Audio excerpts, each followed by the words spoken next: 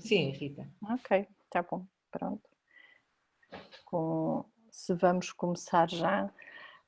Portanto, eu quero dar as boas tardes a todos, dar-vos as boas-vindas, dizer-vos que é com muito gosto que fazemos esta sessão hoje, enquadrada no curso de mestrado em Promoção da Saúde da Escola Nacional de Saúde Pública da Universidade Nova de Lisboa. Agradecer naturalmente a presença do professor José Manuel Henriques, que nos trará as suas reflexões acerca desta pandemia e da preparação para situações semelhantes. Agradecer também à professora Isabel Loureiro por ter criado as condições para que esta sessão acontecesse. E antes de passar a palavra à professora Isabel Loureiro, que fará então a abertura desta sessão, deixar-vos apenas algumas notas relativamente à organização do nosso tempo. Por um lado, solicitar a todos aquela regra que já vai sendo costumeira, que é quem não estiver a falar que mantenha o seu microfone em silêncio, para não atrapalhar aqui as questões do som. Por outro lado, dizer-vos que ao longo da sessão haverá momentos em que a vossa participação poderá ser solicitada e nessas alturas agradeceríamos muito a partilha das vossas ideias e reflexões. Depois, em momentos em que vos ocorram aspectos que gostassem de questionar, de refletir posteriormente, das duas uma, ou aguardam pelo final, em que teremos ainda tempo para um período de perguntas, comentários, reflexões, ou poderão, se assim entenderem, também registar os vossos comentários por escrito na ferramenta de mensagens escritas, e depois no final nós introduziremos também essas questões. Dizer-vos mais uma vez, dar-vos mais uma vez as boas-vindas e deixar os meus desejos de que aproveitem esta sessão e que possamos todos em conjunto refletir. Professora Isabel? Obrigada, Ana Rita. Então vamos dar início a esta sessão designada pelo professor José Manuel Henriques, Próxima Pandemia, Cisnes Negros, Antecipação e Novas Formas de Governança. De facto, estamos perante a incerteza cada vez mais certa, ainda estamos a lidar com esta pandemia Covid-19 e já estamos a ser ameaçados por uma nova.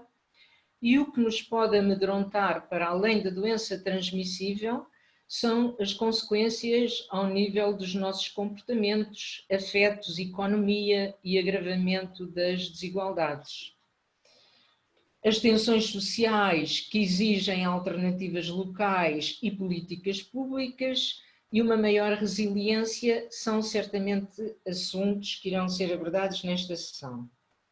O desenvolvimento tecnológico e as mudanças na educação, por exemplo, são desafios que temos pela frente e há que requalificar a população e assegurar a equidade de oportunidades.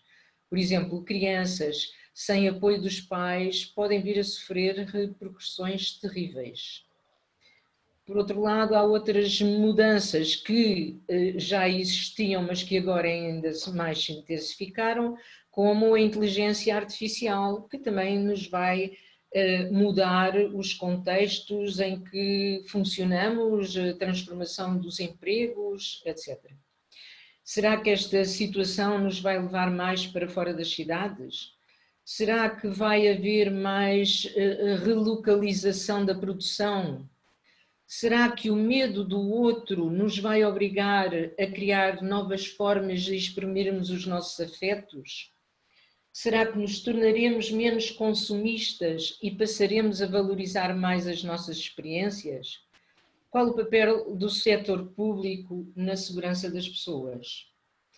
De facto, a grande capacidade de adaptação e a flexibilidade e resiliência parecem ser palavras-chave no atual contexto. Mas vamos ouvir o que o professor José Manuel Henriques tem para nos dizer. José Manuel Henriques é professor de Economia do Desenvolvimento e diretor do mestrado em Estudos do Desenvolvimento no ISCTE. Tem estado ligado ao planeamento do território e políticas públicas economia social e solidária, ligado aos programas experimentais da Iniciativa Europeia para a Inovação nas Políticas Públicas. Esteve 5 anos ligado ao programa de Pobreza 3 e 10 anos ao EQUAL. Coordenou a avaliação da rede social, analisando também as condições facilitadoras das políticas públicas. Muito obrigada pela sua disponibilidade, não vou tomar mais tempo, queremos ouvi-lo com muita atenção. Muito obrigada. Eu é que agradeço, muito obrigado, boa tarde. É para mim sempre um prazer muito grande participar nas iniciativas da Escola Nacional de Saúde Pública, em particular do mestrado de Promoção da Saúde, onde já não é a primeira vez que participo. Muito obrigado pelo convite mais uma vez. Agradeço muito o convite, tanto mais que não sou um profissional de saúde. Portanto, agradeço muito a confiança que vos dão em mim para poder envolver uma iniciativa vossa, não sendo um profissional, nem tendo formação específica em ciências da saúde, nem em ciências médicas, e isso muito me também honra poder considerar relevante a participação convosco de reflexão de temas que evidentemente têm algumas afinidades, mas que são de âmbito diferente.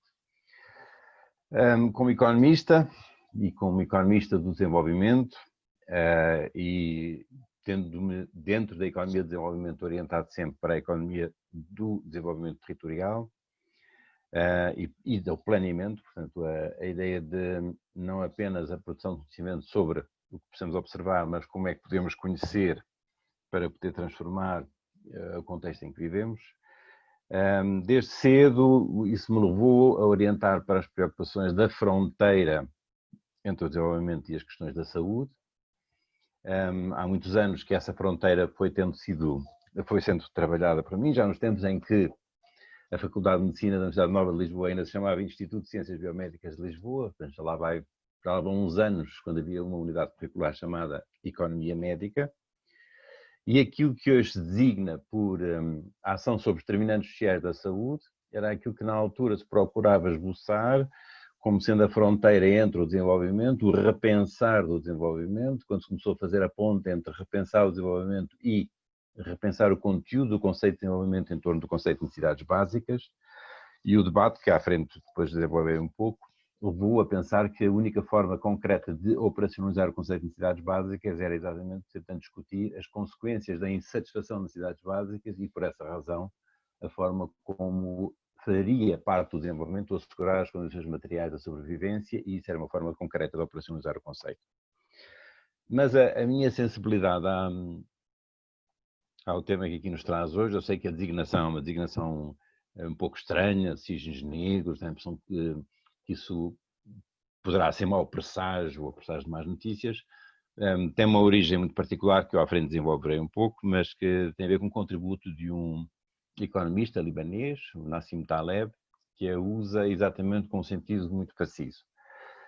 Mas que tem a ver exatamente com estes tempos em que vivemos, com o contexto de imprevisibilidade crescente em que temos que viver e como é que nos podemos preparar para essa impossibilidade de antecipar o futuro que mais desejamos.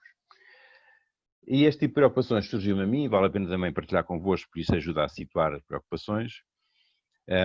Preocupações essa que se transformaram num pequeno programa de investigação que eu tenho vindo a desenvolver no âmbito do meu centro de investigação, o Dinamia 7, que se chama exatamente, tem o acrónimo In Places, que é o Building Resilience, ou Building Solutional Innovation for Resilience in Places, e começou com uma sensibilidade curiosa que decorreu de uma experiência que tive aqui há anos atrás, quando fazia o plano estratégico para a coesão dos Açores.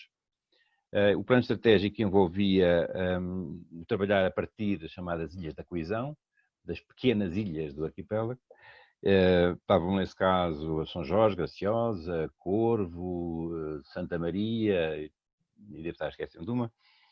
E aí começou a perceber-se quais seriam as implicações, por exemplo, da saída do euro eventual, que já na altura se debatia, ou um aumento brusco do preço do petróleo, e que fazer face a um paradoxo que se poderia viver muito nessas ilhas, que era exatamente, por exemplo, se nós na Ilha das Flores, como tive essa experiência, já nem digo no Corvo, mas nas Flores, ou até Graciosa, e quiséssemos comprar peixe, ou se quiséssemos comprar carne fresca, mais facilmente encontraríamos uma embalagem de plástico com carne importada da Argentina e dificuldade em comer a carne das vacas que seriam vivas da ilha para outra ilha qualquer ou para um sítio onde houvesse matador.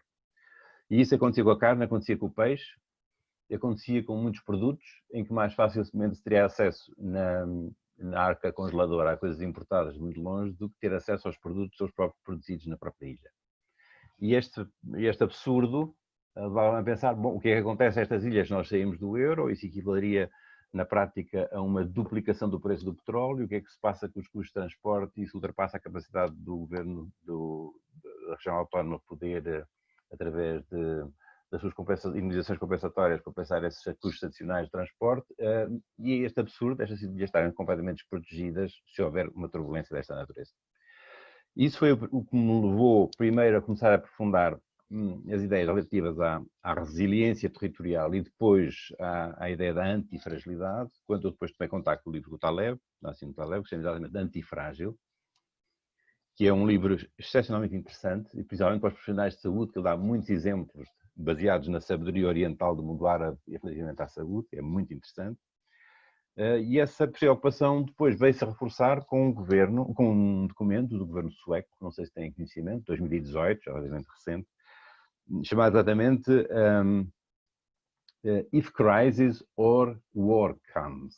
E esse é um documento preparado em várias línguas para distribuição à população sueca, que o governo sueco preparou, exatamente para preparar, para as pessoas se começarem a capacitar que no seu cotidiano, de um momento para o outro, podem acontecer rupturas imprevisíveis. E isso pode envolver estarmos dependentes da eletricidade, pensar que isso é uma coisa óbvia, a arca frigorífica deixa de funcionar, está a telefonar logo para o 112, mas os telefones podem não estar a funcionar, e portanto com muitos exemplos, muitas ilustrações e muitas orientações muito pragmáticas, preparar as pessoas para pensar que aquilo que tomamos por adquirido pode deixar de o ser de repente, e então como prepararmos-nos para isso. Estas experiências foram muito importantes para eu ir tentando refletir sobre estas matérias, para sentir o estímulo e incentivo para o fazer e portanto, independentemente da pandemia, ou chamar-lhe a próxima pandemia, no fundo também aqui neste caso é apenas uma metáfora, e é uma metáfora para esta ideia de que vivemos num contexto, como dizia a professora Isabel Loureiro, em que ainda não estamos sequer, se calhar, a viver a plenitude da pandemia em que estamos a viver e já estamos a ouvir falar noutras, ou a possibilidade de outras, porque serão inevitáveis com as transformações também que estão associadas às alterações climáticas, à falta de diversidade do ambiente, a perda de biodiversidade, com a vegetação, com as imigrações, com o CO2, há um conjunto de razões e também depois perturbações de natureza geopolítica e que estamos a assistir todos os dias e com alterações preocupantes nessa matéria. Portanto, é uma metáfora de cisne negro, a próxima pandemia, e a preocupação de que temos também que começar a organizarmos para nos colocarmos sempre numa atitude de aprender com a experiência de viver lidar com a pandemia que estamos a viver e o que é que nós com ela aprendemos para nos tornarmos mais capazes, mais preparados, mais adaptados, mais capazes de lidar com os desafios que nos possam colocar a seguir. Portanto, eu não vou tanto concentrar-me em questões de discussão sobre vírus e a pandemia seguinte, mas mais utilizar a noção da pandemia, a próxima pandemia, como o que é que nós podemos aprender com este tipo de reflexões que podem ser particularmente estimulantes pelo Nassim Taleb para nos prepararmos para o imprevisível e então como colocar a questão do imprevisível na nossa ação corrente sem que isso se transforme numa imagem que nos paralisa, pelo contrário, mas no sentido antifrágil que o Nassim Taleb utiliza, em vez de passarmos a ter uma etiqueta frágil, cuidado, não mexa, ter a etiqueta antifrágil, por favor, mexa muito, porque isso é a forma de eu mais facilmente me preparar para as adversidades que possa vir a ter pela frente. E se tiverem interesse, vale muito a pena seguir esse curso de raciocínio, porque isso nos ajuda depois a encontrar perspectivas mais interessantes. É para isso que eu vos convido. Eu tenho para me apoiar uma apresentação em PowerPoint e desde já gostava de partilhar convosco duas coisas. Uma, por um lado, a apresentação está muito extensa. Faço sempre esse erro. Não aprendo com a vida, já não vou aprender e, portanto, já estou a aprender a aproximar muito perto do fim da vida ativa, mas o que é a vida ativa? Aquela que é formal. mas realmente não consigo evitar isso, mas também acho graça poder dizer-vos agora que quem sabe podemos tomá-lo como um menu, eu vou passá-lo depressa e de vez em quando fazemos intervalos e vamos vendo os assuntos que interessará aprofundar mais. Portanto, eu sei que o ambiente Zoom não é o mais favorável para a interação, para a relação, não estamos uns juntos dos outros e faltam-nos os olhares e os sorrisos, mas de qualquer maneira eu vou seguir convosco a proposta de podermos ter pequenas interrupções de 10 em 10 minutos, o quarto em quarto hora, talvez. Eu vou tentar ligar o tempo com os principais núcleos temáticos da apresentação e depois fazermos sempre pequenas interrupções e vermos que assuntos que há para aprofundar. Eu sei que isso tem uma repercussão potencialmente difícil de gerir, que é o tempo que nós temos à frente, mas eu vou tentar conjugar o tempo que me falou a professora Isabel Loureiro e este constrangimento. Portanto, para já, convidávamos então a começar e seguir, com base na apresentação PowerPoint, de uma forma mais estruturada desta apresentação e vermos a seguir, logo na primeira oportunidade, a maneira de aprofundarmos essa reflexão. Eu vou partilhar convosco, espero que estejam a ver em boas condições.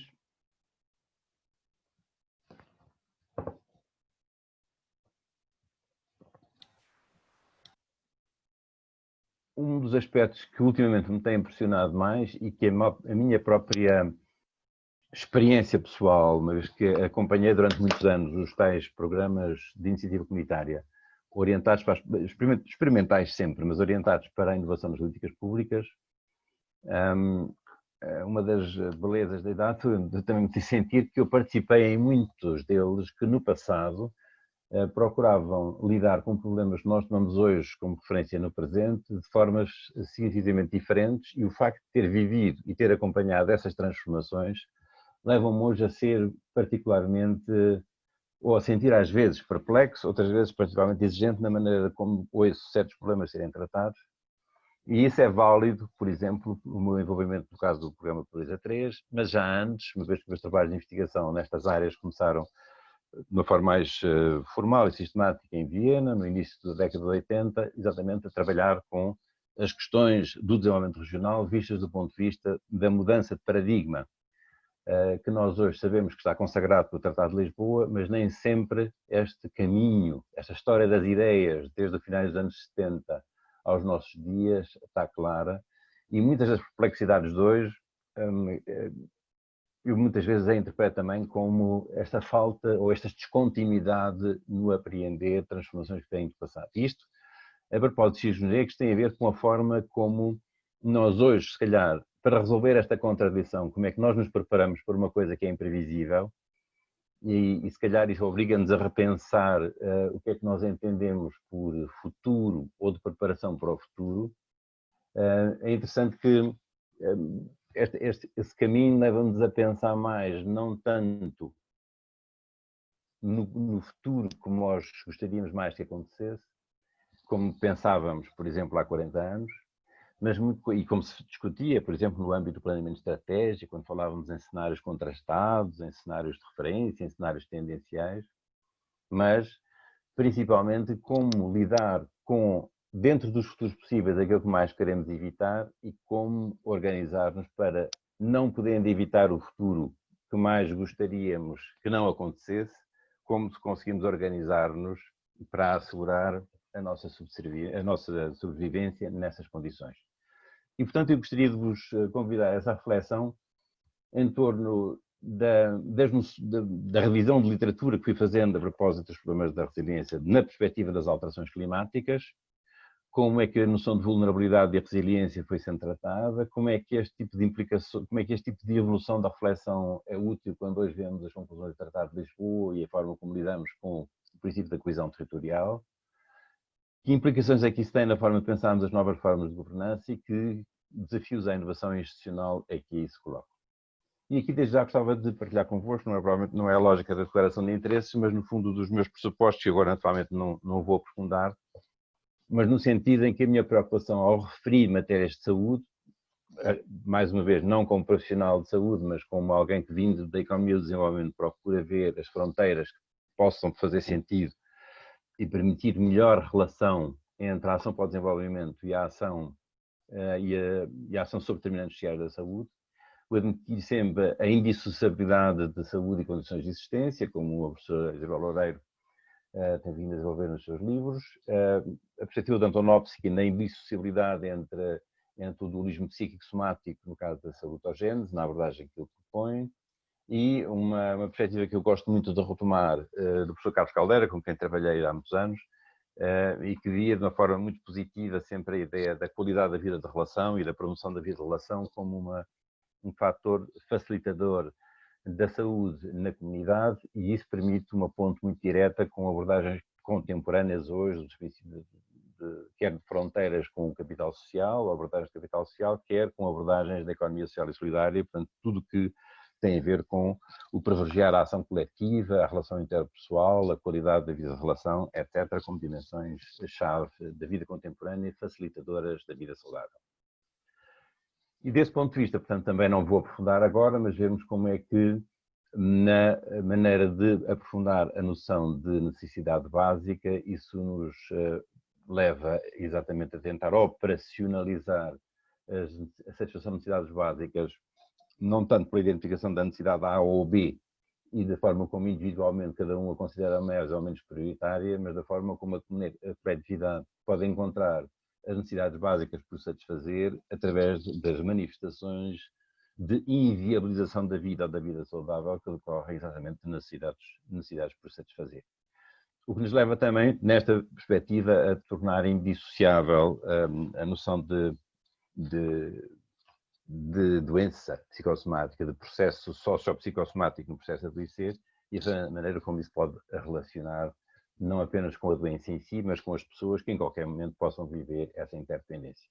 E, portanto, isto torna indissociáveis nas questões do desenvolvimento, o que são as questões também não só da alimentação, das condições de habitabilidade, dos transportes, tudo aquilo que nós sabemos que diretamente interfere com a saúde, nas suas dimensões mais físicas, se quiser, só para simplificar, mas também tudo o que tem a ver com a confiança, com a esperança, com o sentido para sacrifícios que possam ser pedidos, o stress, todas as dimensões que na vida possam concorrer para vidas mais ou menos saudáveis.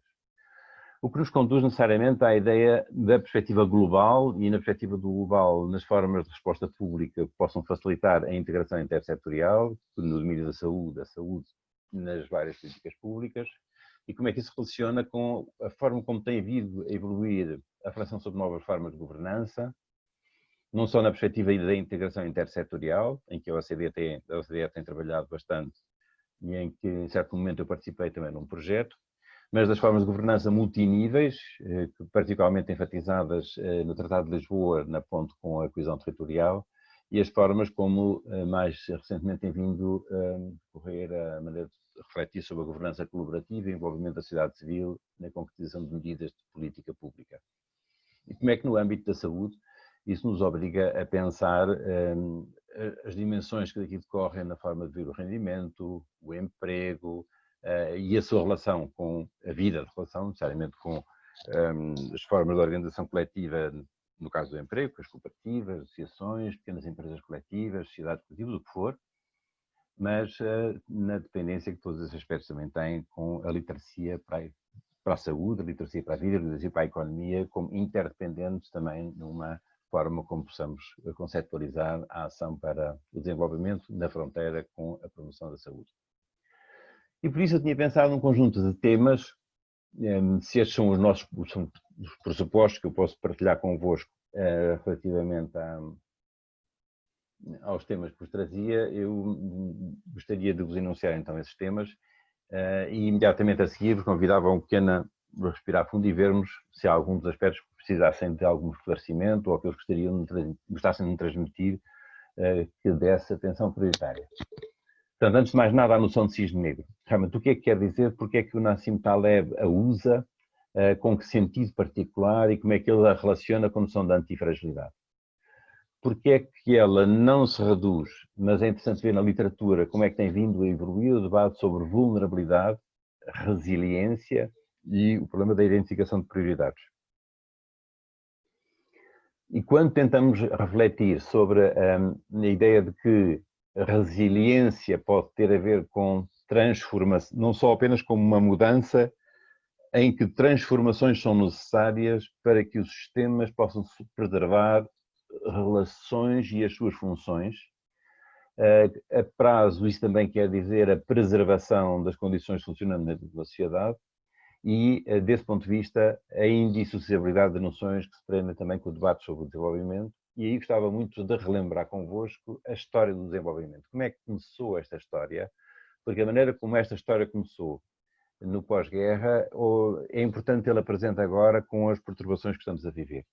Daí trazer-vos também ao início desta corrente de reflexão, não apenas de crítica do desenvolvimento regional, ou do desenvolvimento do desenvolvimento regional em particular, mas a forma como esse caminho foi feito para hoje ser consagrado, com base em alguns pressupostos que nem sempre são óbvios ou vulgarizados, relativamente às decisões do Tratado de Lisboa. Isso levar-nos-ia, e a minha proposta é essa, a revisitar o desenvolvimento local, mas que entre nós, uma vez que é muito influenciado do debate de desenvolvimento local pela nossa tradição de desenvolvimento comunitário, por vezes leva a alguns mal-entendidos que eu acho que era interessante podermos refletir em conjunto, e depois a partir daí então as novas formas de governança que estão em jogo, ou são em teste, ou estão em experimentação, e em particular possamos refletir a partir da experiência da iniciativa de bairros críticos e do programa Rede Social. E finalmente algumas perspectivas, alguns desafios que gostava de partilhar convosco.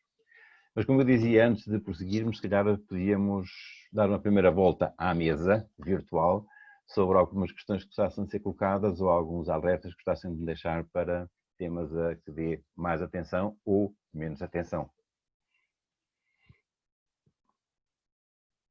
Ana Rita, agora não sei se gostaria de moderar essa primeira auscultação, mas temos as vantagens de pequena escala, temos as chamadas economias de pequena escala, as vantagens de sermos poucos, e nessas vantagens de sermos poucos temos a possibilidade acrescida da profundidade da interação, que é sempre uma economia de pequena escala.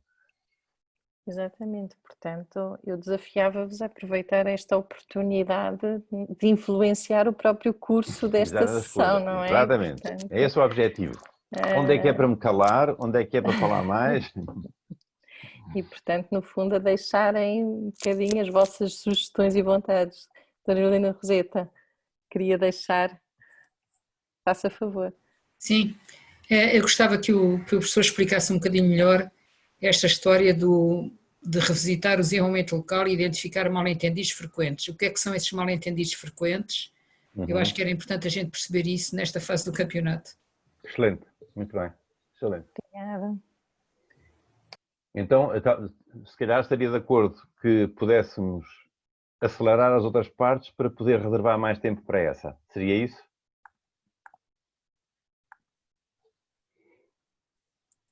É nesse sentido, Helena Roseta? Sim, pois é. Eu vou tentar gerir. É como quiser, todos os temas são importantes, mas estou particularmente preocupada com este, por isso. Sim, senhora, muito bem. É que lhe pedi prioridade. Muito bem. Uhum. Não sei se mais alguém tem alguma sugestão. A nós, sobretudo até porque esta sessão faz um sentido particular no âmbito de uma unidade curricular do curso de mestrado em promoção da saúde, também nos parece uma linha de abordagem muito importante, que é precisamente a unidade de poder local e promoção da saúde e, portanto... Então eu vou tentar, creio que há um consenso, eu vou tentar gerir a primeira parte sob a forma de menu, voltaremos ao menu se for necessário e interessante mais para a frente e reservamos o tempo para aprofundar exatamente essa parte. Se estiverem de acordo, então podemos fazer assim. Ok, com certeza. A noção de cisne negro é muito interessante na forma como Nassim Taleb a desenvolve, vou só enunciá-la então, e que tem a ver com esta ideia de que, se calhar, nós estamos a viver hoje uma circunstância particularmente desafiante, que é a de as transformações que as nossas sociedades estão a viver e os momentos em que elas efetivamente vivem rupturas profundas têm cada vez a mais a ver com eventos que não podem ser antecipados. E é isso que eles chamam de cisnes negros.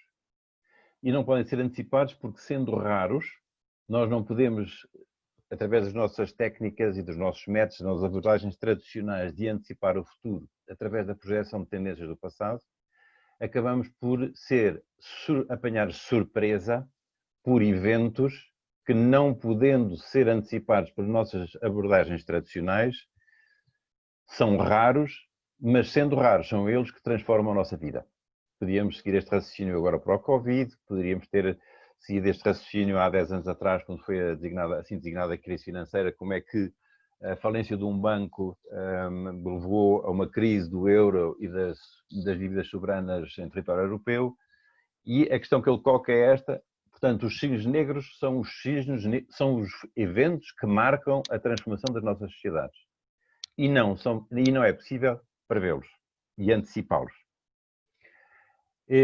Isso, por exemplo, entre nós está muito presente nas alterações climáticas. Sabemos que se a temperatura subir para os 2 graus, a probabilidade de ocorrência de fenómenos extremos é maior. Aumenta a probabilidade de ocorrência de um fenómeno extremo, mas nós não podemos calcular a probabilidade de ocorrência do fenómeno, quando é que ele vai ocorrer, que características é que vai ter, se for locativo, onde é que ele se vai localizar e que consequências vai ter. E, portanto, viver com cisnes negros é viver em condições em que não podemos antecipar aquilo que de mais profundamente pode transformar as nossas sociedades. E o grande desafio que eu coloco é, então, como podemos nós tornar-nos antifrágeis se não podemos nunca antecipar os futuros que marcam a nossa vida? E ele depois faz umas críticas duras àquilo que é a ciência convencional na forma de lidar com este tipo de assuntos, e chama a atenção que o facto de, depois do fenómeno ocorrer, nós encontrarmos sempre uma maneira de o explicar depois de ele ter acontecido, concorre para a ilusão de que ele poderia ser explicável por antecipação. E que esta dupla ilusão de explicar o fenómeno depois de ele ter acontecido, com a incapacidade de o anteciparmos por ele ser raro, cria na existência contemporânea esta tensão muito grande na forma de lidar e de nos tornarmos antifrágeis para essa situação.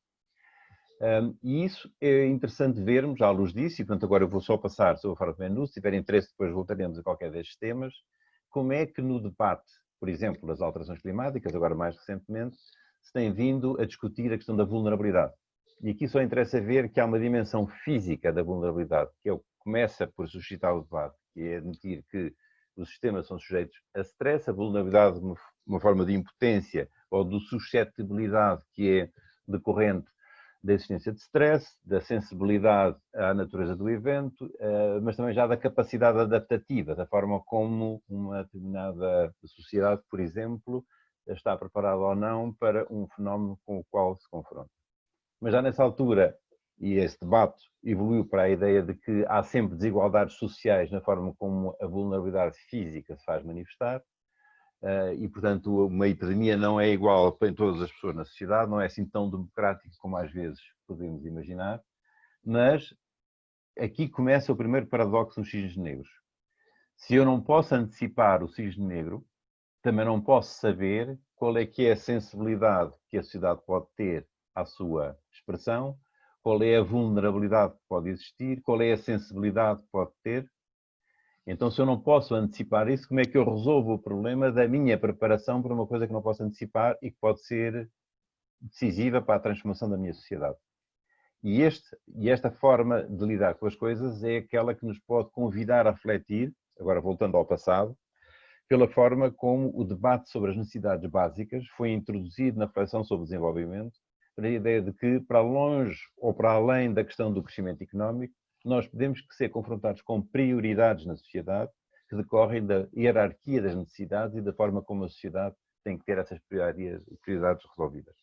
E, portanto, agora, evoluindo mais rapidamente, poderemos ser convidados não a antecipar, mas a imaginar todas as condições que, podendo concorrer para a impossibilidade de eu antecipar o futuro que desejo, posso pelo menos imaginar o futuro que eu menos quero, mas uma vez que ele ocorra, como é que eu me posso proteger o mais possível para o pior que me possa acontecer, digamos assim.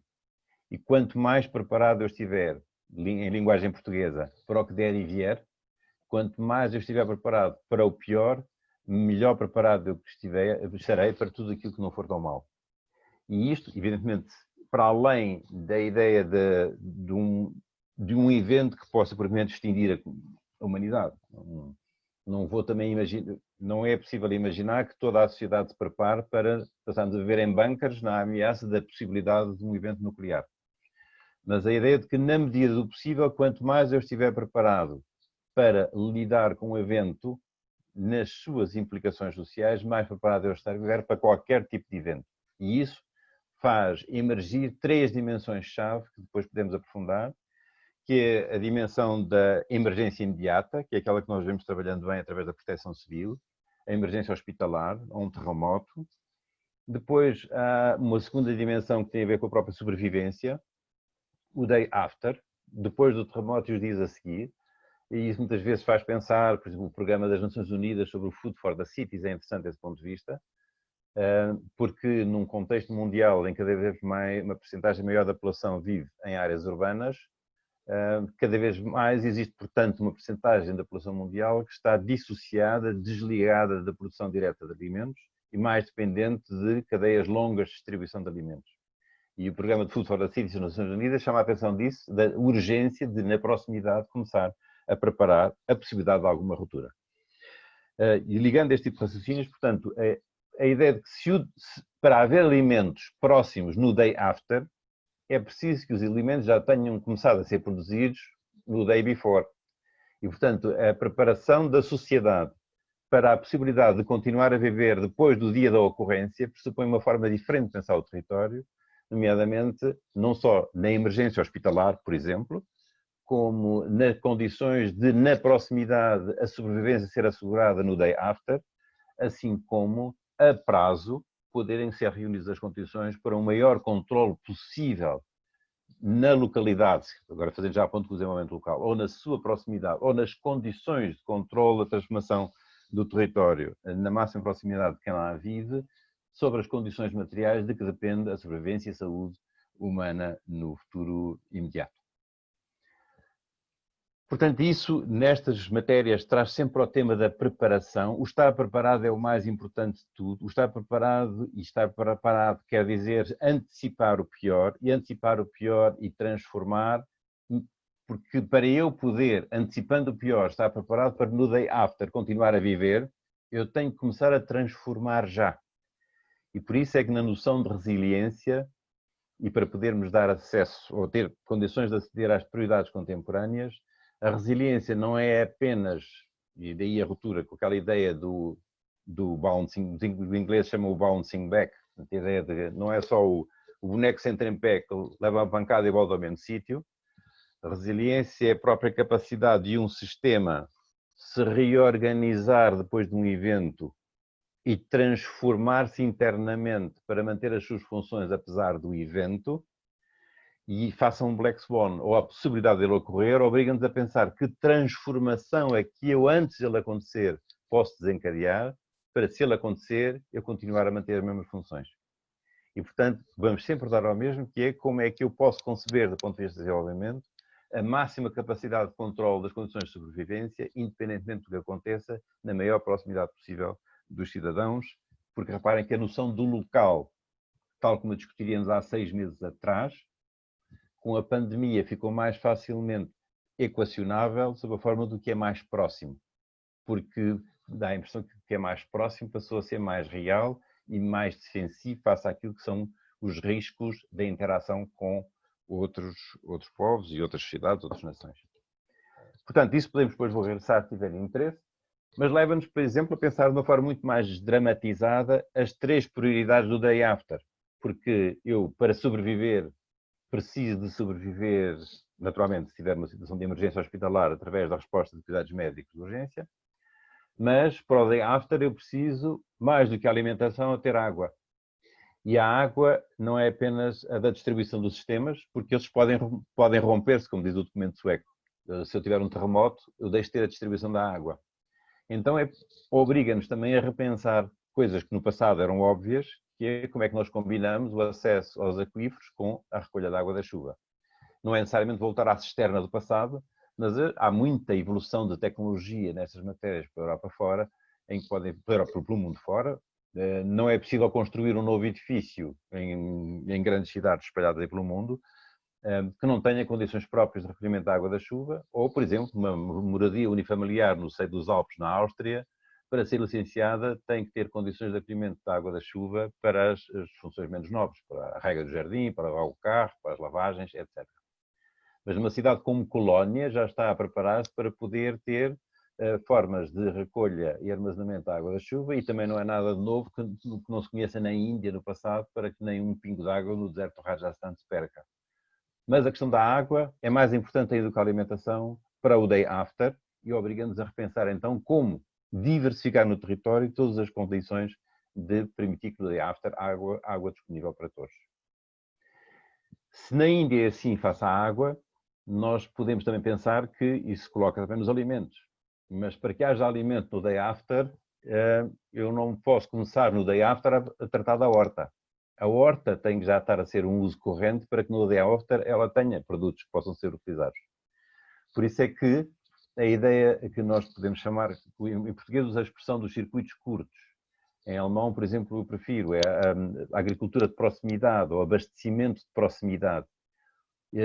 E todas estas ideias da proximidade no abastecimento, a recolha descentralizada da água da chuva, ou, e são imagens dos Açores, em que por razões que têm a ver com a própria característica do arquipélago, em ilhas pequenas, como é o caso do Corvo que estamos a ver, a população vive fortemente baseada na sua própria capacidade de, na eventualidade de ficar 1 ou 2 meses sem ligação por barco ou avião, poder subsistir independentemente da ligação e do que possa vir do exterior. Mas também vêm exemplos da Alemanha, por exemplo, em que, por iniciativa municipal, o espaço verde é todo transformado de jardins em hortas. Aliás, é interessante, o Dr. Helena Roseta está presente, é muito interessante ver aos olhos desta reflexão contemporânea o contributo da Garden Cities, do movimento das Garden Cities do princípio do século XX, e o debate que na altura se fez, ou se fez pouco, sobre as ideias, a forma como os Garden Cities não ficaram incorporadas as ideias de Kropotkin. O Howard cita o Kropotkin só lá uma notinha de rodapé, e o que o Kropotkin no século XIX defendia é muito parecido com estas nossas reflexões hoje das aldeias industriais, portanto de reconstruir o território através de integração setorial e integração das várias funções e a máxima autonomia possível na totalidade das localidades. E este exemplo aqui desta cidade de Andernach, na Alemanha, da Bacia do Reno, e um conjunto de cidades à volta, é exatamente como conseguir transformar todo o espaço verde não edificável, não apenas para as flores, mas para produtos comestíveis e acessíveis a toda a população. Mas também não há alimentos sem sementes, e esta experiência da Áustria é muito interessante desse ponto de vista, como é que a comunidade, através de uma forma associativa, se organiza para preservar a biodiversidade, fazendo uma espécie de um banco de sementes com regras próprias de acesso, mas quer permitir às pessoas a produção para o autoconsumo, como para as empresas agrícolas poderem reforçar as suas vantagens competitivas nos mercados próximos de Viena ou Bratislava. E mais uma vez nos Açores, como é que nós vamos assistindo já a iniciativas de, neste caso, freguesias, juntas de freguesia, para transformar só o que estava disponível na produção de alimentos por perto. E como é que cidades do norte da Europa, Copenhague, já estão a começar à procura de formas urbanísticas que permitam acolher a diversidade de funções que já temos vindo aqui a ver. Evidentemente que este raciocínio podemos fazê-lo também para a energia, ou seja, para o day after, água, alimentos, mas também as formas de produção de energia que não estejam dependentes das distribuições de larga escala e que possam permitir, com a máxima descentralização possível, a autonomia na emergência. Nós sabemos que há supermercados no nosso país que já estão a vender carregadores de telemóvel com energia solar. É esta lógica replicável e que começou na Dinamarca no início do século XX, com as primeiras transformações da energia eólica em elétrica, mas que podíamos encontrar nas formas mais sofisticadas da produção em offshore, ou que hoje já encontramos na Áustria no esgotamento das próprias necessidades de energia através da produção para autoconsumo descentralizada nas casas, em sítio doméstico, ou estas centrais alargadas, como entre nós em Amarelejo. Mas, portanto, o próximo passo tem a ver com uma forma de refletirmos este espaço de fronteira para a sobrevivência, com as implicações territoriais que tem e a fronteira que estas dimensões têm com a maneira como as questões do desenvolvimento regional têm vindo a ser repensadas, não é já de hoje. Começou, vamos ver a seguir, no início, ou finais dos anos 70, quando começou a emergir a reflexão sobre o desenvolvimento regional endógeno, e que hoje nos traz para a possibilidade de revisitar esse percurso à luz do Tratado de Lisboa, com implicações curiosas para aquilo que é a maneira de nos prepararmos para, passa a metáfora, a próxima pandemia. Mas não queria dar o próximo passo sem vos perguntar se há algum aspecto que gostassem desde já de clarificar, sem esta comunicação monocórdica por Zoom, ainda por cima não tenho informação radiofónica. Alguém quer fazer alguma intervenção? Se não, então podemos passar para um ponto seguinte do menu que gostava de vos deixar como provocação próxima e que tem a ver com aquela frasezinha que eu dizia no início e que eu acho que é interessante vermos, revisitar um pouco a história das ideias, porque esta noção de desenvolvimento, com tantas transformações mais recentes, aparentemente tanto consenso quando utilizamos, por exemplo, a noção de desenvolvimento sustentável, a dificuldade que a academia tem de lidar com isso, porque uma coisa é uma expressão que deve constituir uma expressão agregadora, mobilizadora, como na ótica de uma agência ou de uma organização internacional, nacional, mas do ponto de vista da academia, do ponto de vista científico, é muito difícil depois definir um conteúdo, um conceito que possa ser tão abrangente como a forma como normalmente o sustentável é utilizado. Mas é interessante ver, e aqui acho que é muito importante ter presente, face às tensões geopolíticas contemporâneas, como é que emergiu a noção de desenvolvimento? Como é que a história do desenvolvimento começou? Porque há coisas do século XX que nós não podemos esquecer. Houve uma revolução bolchevique em 1917. A construção da URSS e da Revolução Chinesa em 49 foram marcos importantíssimos, porque, e agora é um aspecto muito interessante que eu, por exemplo, com os meus alunos discuto muito, para eles é sempre uma coisa muito difícil de entender, o que é que quis dizer a Revolução Bolchevique? O que é que quis dizer a transformação de uma sociedade com uma industrialização ainda muito difusa e ainda muito incipiente, através de um sistema económico que tinha sido inventado e como? Depois da própria Revolução, já depois da Revolução, o sistema de planeamento central, mas que permitiu, ainda que só na indústria pesada, um salto gigantesco naquele país, com aquela economia e de uma forma nova, em moldes não capitalistas, permitindo que a Rússia tenha conseguido já ter capacidade suficiente para resistir e reforçar-se com o final da Segunda Guerra. E é muito interessante perceber que a ideia de desenvolvimento surge exatamente marcada num discurso do presidente Truman em 49, para que a Grande Depressão que assolou e aterrorizou o mundo capitalista não teve grande expressão na União Soviética por razões óbvias, estava completamente associado a uma lógica económica completamente diferente. A ciência económica fez o seu caminho, as várias correntes económicas afirmaram-se dentro do nosso mundo dito ocidental, e portanto era necessário o capitalismo explicar-se e de formas não anticapitalistas necessariamente, e obviamente, mas com a Segunda Guerra e o clima de Guerra Fria que se desenha, logo a seguir à guerra, o consenso anti-nazi imediatamente se transformou na divisão das águas e da necessidade dos Estados Unidos se demarcarem da influência soviética muito forte na Europa e no mundo. Principalmente com as experiências em aproximação de libertação colonial e com as novas emergências dos novos Estados, etc.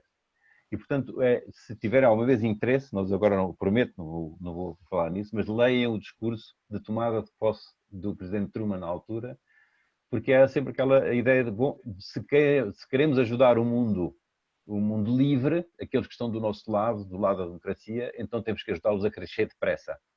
E esta ideia de ajudar a crescer depressa, com base naquilo que foi a nossa experiência de ter crescido no século XIX, foi essencial das ideias do desenvolvimento, e aquilo que nós hoje tanto criticamos do desenvolvimento como crescimento económico, e que é muito importante de perceber no contexto daquele tempo. E agora repito, porque eu vou passar só umas imagens, para aquele tempo, imagino, eu queria dizer, voltámos aos anos 40, com a turbulência que o mundo ocidental vivia, com as implicações da Grande Depressão, com a grande conflituosidade também que as nossas sociedades conheciam, com uma afirmação muito, muito grande das forças de esquerda, com influência do Partido Comunista Soviético, mas reparem o que é que quer dizer as realizações da União Soviética, a maneira como apareciam no mundo cá, e o que é que queria dizer, por exemplo, ir à sede de um Partido Comunista, algures na Europa, e ver fotografias do metro de Moscovo desta forma. O que é que isto queria dizer? Como um país a dar expressão às prioridades do coletivo, do povo, ter as melhores condições de acompanhamento das infraestruturas que eram oferecidas, e, portanto, a atração que este tipo de imagens tinham e a necessidade que o Ocidente tinha de criar um discurso de desenvolvimento que fosse uma promessa de que o capitalismo também era capaz de fazer qualquer coisa equivalente, crescimento económico com progresso social, e como sabem também essas ideias depois estiveram presentes até à própria criação da Comunidade Económica Europeia e depois mais tarde a Fórum Económico República. Mas sem sempre este conjunto de ideias que vêm de um crescimento económico a explicar a transformação do bem-estar, e no início dos anos 70, finais dos anos 60, princípios dos anos 70, os primeiros sinais de crítica de que o desenvolvimento era mais do que crescimento económico, não podia ser só visto como crescimento económico. Há o famoso do artigo do Dudley Sears, o sentido do desenvolvimento, os limites do desenvolvimento do crescimento com o relatório Meadows, e a discussão sobre a escala do desenvolvimento, que está muito presente no debate contemporâneo do desenvolvimento local ainda, mas que, por exemplo, uma coisa que está muito presente entre nós, não é só entre nós, na Europa fora, mas a maneira como o Schumacher debatia a questão da escala no desenvolvimento no livro Small is Beautiful está longe da forma como nós depois discutimos isso no desenvolvimento local. E é interessante que é em meados dos anos 70 que se começa a falar em necessidades básicas, por iniciativa da Organização Internacional do Trabalho, a OIT. A OIT tem uma iniciativa curiosa porque faz o desafio a que se possa trabalhar a sério, que possam ser estratégias de desenvolvimento centradas no emprego e na satisfação de necessidades básicas, e há um país que se destaca a nível mundial na capacidade de implementação das orientações da OIT. Esse país fez um trabalho notável, materializado num documento em 10 tomos e um documento de síntese, que estão hoje na biblioteca da OIT. Não sei se têm noção qual é que é o país, não ver qual foi esse país, porque esse país foi Portugal. Fez um documento brilhante, que era o Plano de Médio Prazo 77-80, que foi coordenado na altura pela professora Manuela Silva, quando era secretária de Estado de Planeamento, e que é um documento, ainda hoje, aos meus alunos, eu recomendo para todos aqueles que, pelo menos, têm uma perna partida, ter leitura obrigatória, pelo menos em alguma síntese, porque é uma ilustração da grande qualidade que o trabalho na nossa administração já teve, e pelo menos mostrando como é que podia ser uma forma de concretizar uma estratégia de desenvolvimento centrada nas necessidades básicas como uma estratégia nacional. Eu passo aqui os pormenores. O que é interessante é ver nas contribuições de dois autores que fazem uma contribuição fortíssima, que é o Detlef Schlefel, alemão, 79, e o Jan Gauff e o Len Doyle, em 91. Já antes tinha sido pré-anunciado pelo Johann Galtung e pela Catherine Lederer, mas que é esta ideia de que há uma indissociabilidade entre o debate sobre as necessidades básicas e a promoção da saúde, e que eu deixo aqui enunciado porque, no fundo, tem uma ponte direta com a agenda da OMS sobre a ação de tratamentos sociais, e que me parece sempre de muito interesse revisitar e ver exatamente como é que ambos estes autores, este conjunto de autores, constroem o seu raciocínio para relacionar a insatisfação de necessidades básicas como o caminho para, na ausência de saúde ou em formas de morbilidade ou mortalidade evitáveis, a ponte de entrada para articular uma estratégia de desenvolvimento centrada nas necessidades básicas com a ação sobre determinantes de saúde. E aqui, para chegarmos mais rapidamente às questões de desenvolvimento local, queria só enunciar, porque não vou agora, evidentemente, apresentar todos estes tópicos, só se tiverem interesse, e ficará no PowerPoint para quem tiver interesse em visitar, o conjunto de estilos, de contribuições, de assuntos que foram sendo tratados desde finais dos anos 70 até hoje, e que hoje consolidariam aquilo que seria o património científico de fundamento do desenvolvimento local. Ver como é que eu poderia destacar 4 desses contributos, que são as formas iniciais, como o desenvolvimento regional endógeno, que começa a ser apresentado a partir de 79, num livro que o John Friedman escreveu nos Estados Unidos, e o Steur aqui em Viena, na Áustria. Como o Clyde Weaver discutiu o retorno à subsistência, porque é muito interessante que o Weaver introduz um debate que entre nós emerge de forma indireta, mas nunca de forma muito clara, que é o papel da produção de valor de uso no desenvolvimento regional, a horta para o autoconsumo, a autoconstrução, a produção autónoma de energia elétrica, se fosse, tudo que tem a ver com a produção de valor de uso. Os estudos de localidade, que eu acho que do ponto de vista teórico são um contributo riquíssimo para refletir sobre as questões de desenvolvimento local, e os contributos de capital social do Putnam, que mais do que capacidade de ação coletiva tem a ver com o problema da confiança e como é que as instituições em torno da confiança permitem consolidar a ação coletiva. E, portanto, como é que o Tratado de Lisboa vem ao encontro desta evolução das ideias? Podemos depois aprofundar em pormenor, mas há, quanto a mim, 5 dimensões-chave. por um lado, a forma como defende a coesão territorial como princípio, mas associa a coesão territorial a 5 dimensões, que é, por um lado, a territorialização das políticas públicas, que as políticas setoriais tenham atenção a diferenças no território, que haja condições de integração intersetorial aos vários níveis da intervenção territorial, que a concretização possa depender da capacidade de iniciativa local, e isso pressupõe, depois como o relatório Barco depois vem a desenvolver, a ideia da mobilização integral de recursos na totalidade das localidades e por isso iniciativa dos governos locais, e que quando esta iniciativa local possa não emergir, que possa pensar na ideia de políticas públicas para o desenvolvimento local, que possam ser políticas públicas centrais daquilo que nós hoje designaríamos como de animação territorial.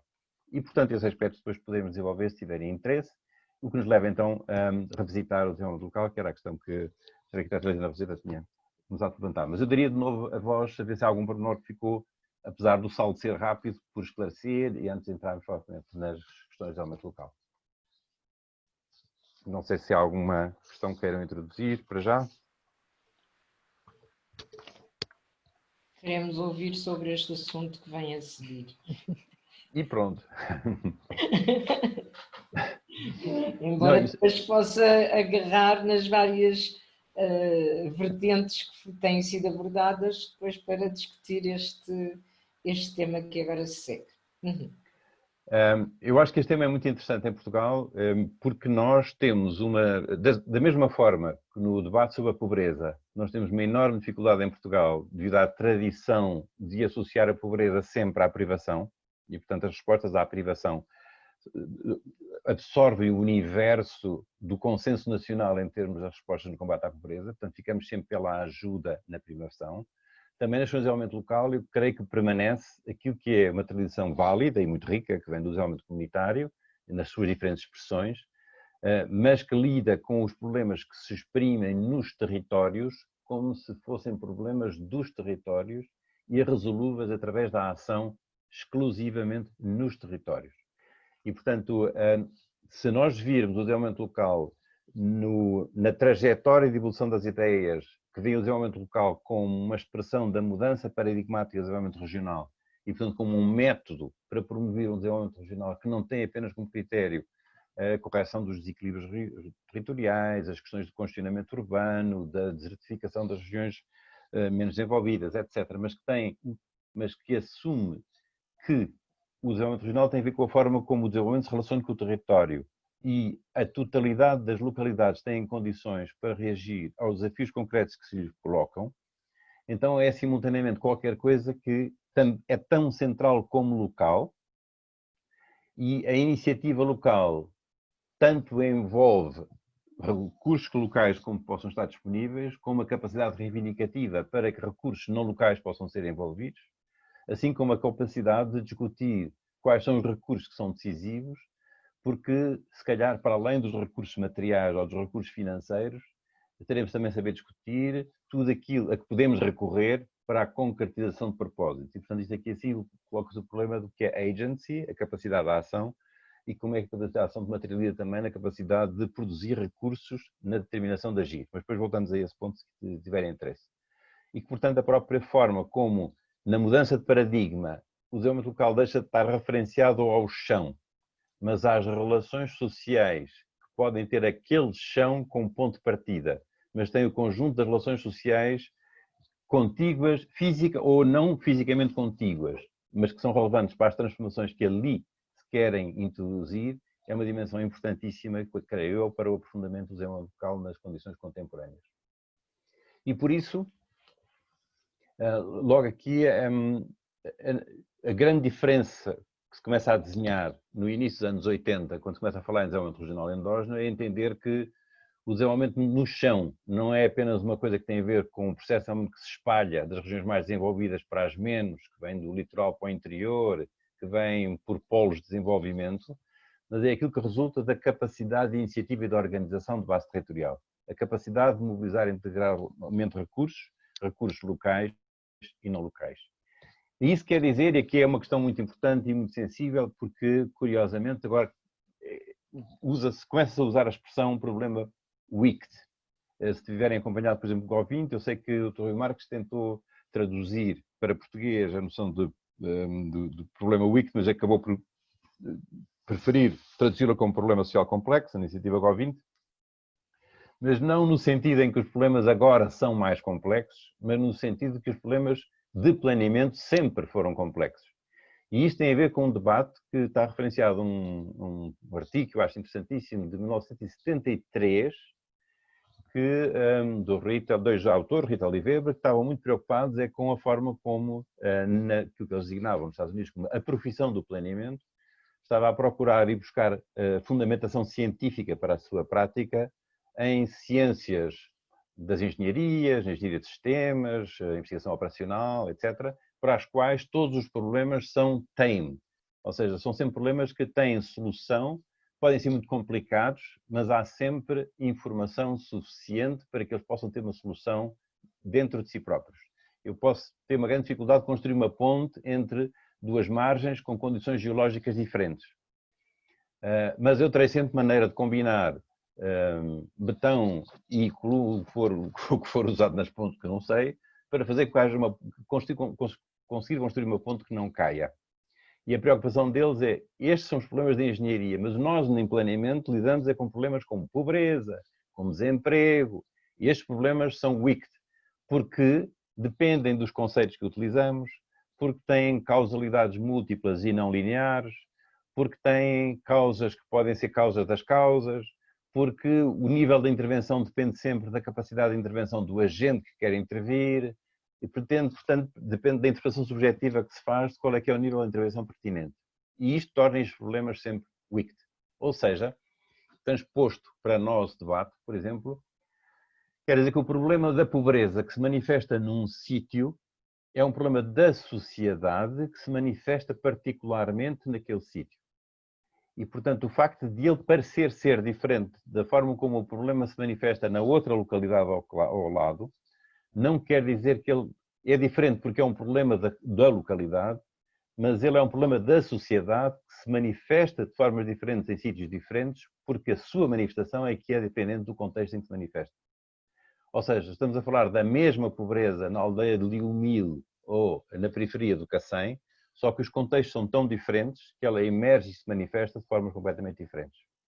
E, portanto, eu não posso resolver o problema da sociedade agindo exclusivamente no sítio, embora eu tenha a ilusão de que, sendo difíceis no sítio, parece ser um problema do sítio. E isto leva a que, de uma forma muito forte, se ainda hoje ouvi isso, por parte de um decisor na televisão, das notícias da hora do almoço, a ideia de que mais próximo das pessoas a decisão é melhor. É verdade que sim, mas não é o facto, que eu chamo de paradoxo da proximidade.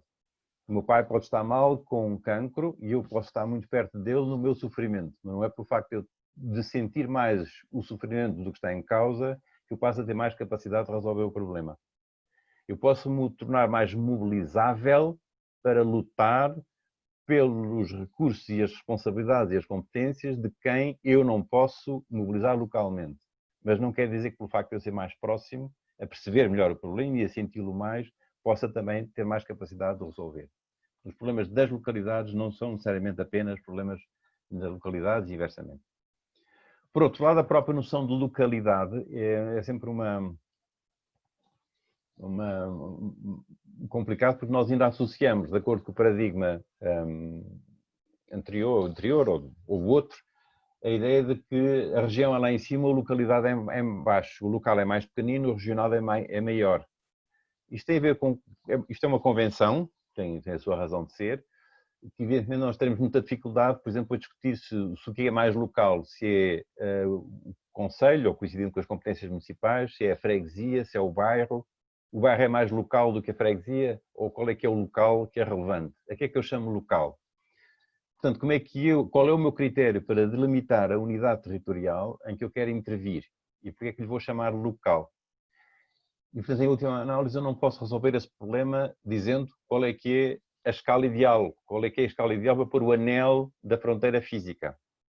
Ou seja, só é resolúvel se eu saber quais são as competências do agente-chave, e as competências do agente-chave, sim, têm limites administrativos ao seu próprio exercício. Se eu estiver a pensar, se calhar na ação municipal, terei que fazer passar o anel pelos limites administrativos do concelho.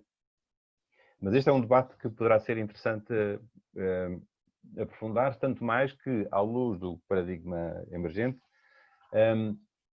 as relações relevantes não são necessariamente fisicamente contíguas. Eu tomo a iniciativa numa Câmara para promover, imaginem, uma cidade, uma pequena cidade para a comercialização de produtos locais, e os imigrantes a viver em Paris, membros da associação, têm um papel decisivo no escoamento dos produtos em Paris.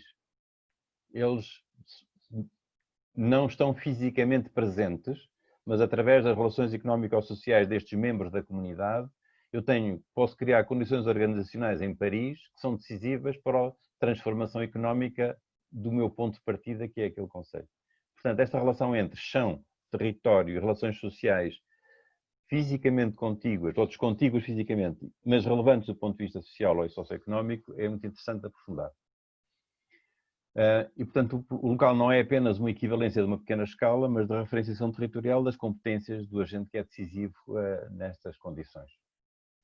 Por outro lado, uma dimensão que eu acho também muito interessante, que é, muitas vezes, isso vê-se em particular nos programas, nos programas que são baseados em projetos, a ideia de que agora começa a intervenção. Então vamos lá agora intervir.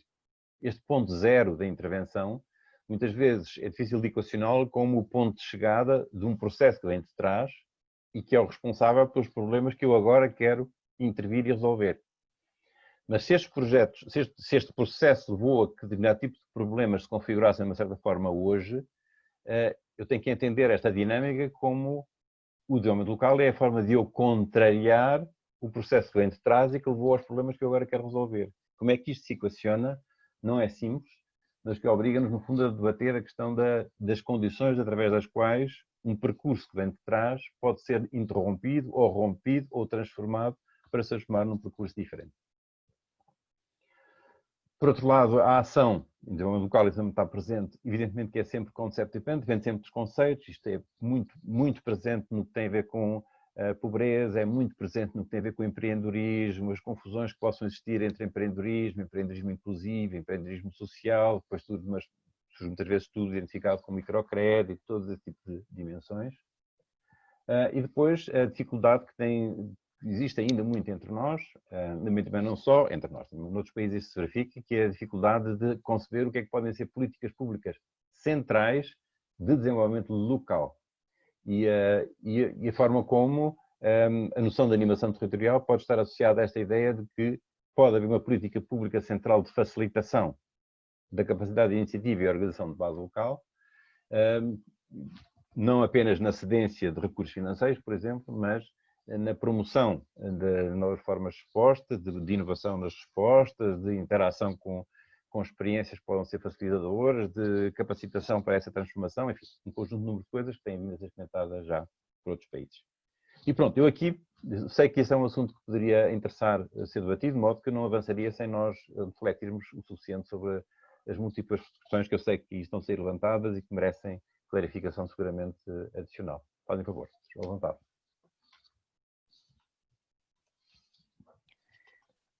Muito bem. Quem quiser intervir, por favor, sinalize essa sua vontade. Boa tarde a todos. Boa tarde. Fiquei um bocadinho mais tarde, mas já apanhei aqui o curso, a onda. Estas políticas públicas, que muitas vezes têm que ser digamos, a abrir caminho, não é? Tem que ser abrir caminho para depois, no poder local e nos municípios, nas pequenas freguesias, conseguir desenvolver algumas estratégias, porque muitas vezes o que se pretende fazer está dependente de vários ministérios. Para se conseguir fazer alguma coisa tem que se ter autorização a vários ministérios e, portanto, tudo isso acaba por desmotivar, acaba por ser financeiramente